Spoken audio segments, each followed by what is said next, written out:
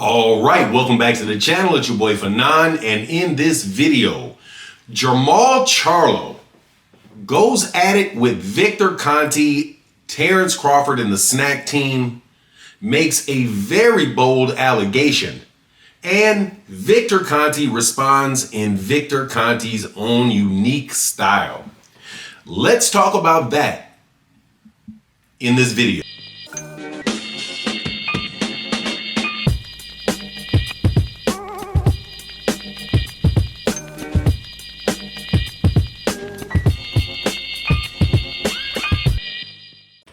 All right, welcome back to the channel. It's your boy Fanon. I am excited because tonight we have a big fight card taking place on Amazon Prime for free with a card headlined by Caleb Plant, who's fighting Resendiz, and Jermall Charlo's return, who will be fighting Lamana.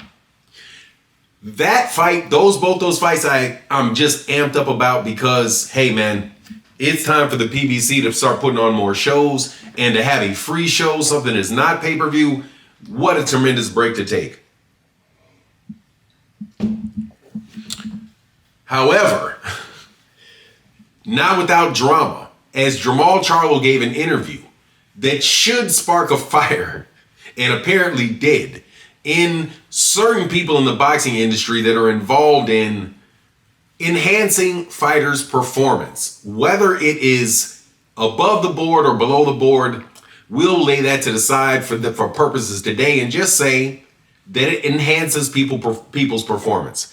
But before I get into the details, let me welcome you back to the channel. If you're new to the channel, please accept my invitation to hit the subscribe button and hit the bell icon so you can be notified of when we release more videos. And if you're a longtime subscriber and supporter of the channel, thank you guys so much for your continued support. It really makes a huge difference to the channel. So, what did Jermall Charlo say? Jermall Charlo said two things. He spoke about Canelo Alvarez and Combuterol, and he talked about the Snac program. Now, we know why he talked about Canelo Alvarez and Combuterol, because Canelo Alvarez popped dirty for Combuterol several years ago, and his thought on the matter was, hey, if he was doing it then, you don't think he's doing it now? He said, Jermall said, I go eat steaks in Mexico all the time. I'm from Texas. I'm in Mexico all the time. I never got nothing like that. Right now, everybody knows the deal with Canelo Alvarez and the Combuterol and how they raised the limits of Combuterol after he tested positive, right? And got it above what the standards that VADA had and moved them up to the standards that the World Anti-Doping Agency has.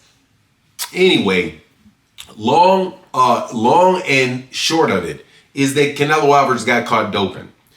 Jermall Charlo did not end there, though. He started talking about Snac. And said, and he's not the first person to say this, just so you know.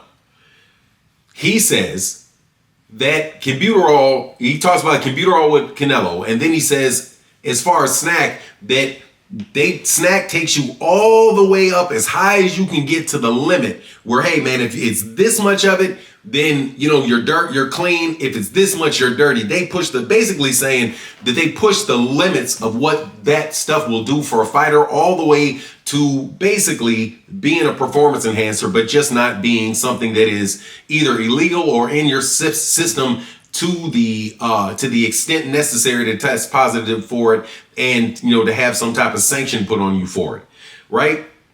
However, like I said, this is not the first person to say this. I can name somebody else that said this exact same thing. A guy named Brian Norman Sr., the father of Brian Norman Jr., who was on my channel, and we were talking about the situation with Boots and I'm sorry, not him. It was the trainer of Regis Prograis that was on the channel. Shout out to Brian Norman Sr. I don't want to get you mixed up in something you didn't say. It was the strength and conditioning coach for Regis Prograis that said Snac, he said the exact same thing about Snac. He's like, look, Snac is it's as close to the real stuff as you possibly can get. And yes, it works very, very well. And this is a guy that is a strength and conditioning coaching, is a guy that has been involved in track and field, a guy that had been involved in bodybuilding. So you know full well in that combination of sports, he knows full well what performance enhancing drugs are. Now, that's one person that said it, right, other than Jermall Charlo. But guess who else said it? I do believe, and you can go check this, that was what Victor Conte was explaining. That Victor Conte says that he has substances that are not going to be detectable, and that they are you will still get the same benefits, but it's not a performance enhancing drug. So when you pop, you won't pop dirty. That's what he said. That's pretty much just what Jermall said, and that seems to me the essence of, the essence of what Jermall said matches my interpretation of the essence of what Regis Prograis' trainer said, and both of those sound very similar to what Victor Conte himself said.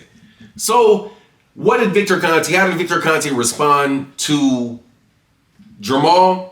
He goes on a diatribe on Twitter and says that there's no proof, show me the proof. If you can't show me the proof, then you don't need to say anything about this. And then he basically gives him this veiled threat. I mean, I don't know if it's a veiled threat about a lawsuit or what it was, but basically saying you better stop that if you know what's good for you. And again, I'm paraphrasing. You can go to the Twitter feed for Victor Conte and you can read it for yourself. And I actually say, hey man, please go read that thread, right? Anyway, all Jermall did is say what Victor Conte said. The same basic essence. They communicated pretty much the same thing, is that, hey man, this is unfair competition. Now, that's also what Gervonta Davis has said about Snac. He said, man, get Snac out of boxing. Now, I find it funny that Victor Conte would respond and say, show me the proof, right? Because that's the whole thing with Victor Conte, is that you're not going to find the proof. I have my own theories about how tests get passed, but I'll leave that for another video. However, I know that Victor Conte himself does not deserve the benefit of the doubt, because nobody knew any proof or had any proof whatsoever of Barry Bonds being on steroids other than him hitting a baseball 5,000 feet. You know what I mean? Putting on 25 pounds of muscle or whatever he did and knocking the ball 400 feet, 600 feet every time he touched it, right? Well, there was no proof other than the anecdotal evidence that you have based off of the evidence based off what you see his body doing. Well, look at Terrence Crawford. Specifically look at Terrence Crawford and how Terrence Crawford is making a weight jump against a guy that everybody would be reasonable to suspect is juicing too. Or juicing. I won't say juicing too because that implies that I know that Terrence Crawford's not. That he is or he isn't. All I'm saying is that, hey man, Victor Conte ain't got a lot of room to be acting like, hey man, you have to prove it before you think it. No way. Because people were thinking it. And then you snitched on Barry Bonds and Marion Jones. So there was no proof until you snitched. So we got to wait around for you to snitch on what you're doing now before we can say, oh, we suspect it? I don't think so. Victor Conte does not get the benefit of the doubt, doesn't deserve the benefit of the doubt. Anyway, that's my take on the matter. Please let me know what you think in the comment section. And with that, I'm out.